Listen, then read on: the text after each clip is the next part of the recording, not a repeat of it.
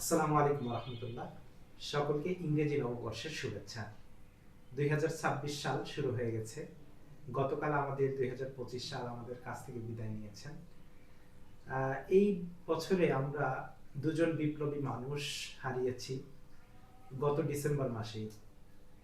বেগম খালেদা জিয়া, সাবেক দেশনেত্রী এবং প্রধানমন্ত্রী, যিনি গত দুদিন আগে আমাদের মাঝ থেকে চলে গেছেন। এছাড়াও আমাদের শরীফ ওসমান হাদি গত কয়েকদিন আগে সন্ত্রাসীদের গুলিতে শহীদ হয়েছেন।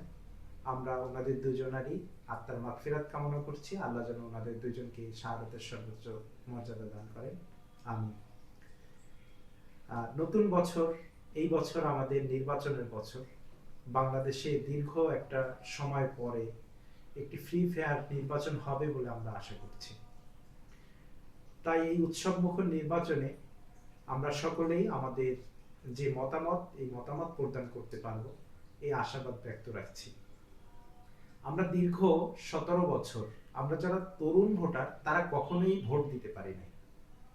অতএব নতুন বছরে আমরা এই আশা রাখছি যে আমরা এই বছরে আমরা তরুণরা আমাদের যে মতামত, আমাদের নেতা নির্বাচনের যে পদ্ধতি, ভোট দান করতে পারবো ইনশাআল্লাহ।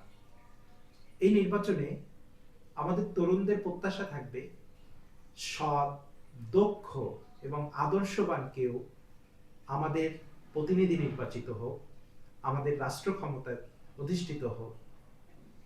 এই আশাবাদ ব্যক্ত রেখে সকলকে নববর্ষের শুভেচ্ছা জানিয়ে শেষ করছি।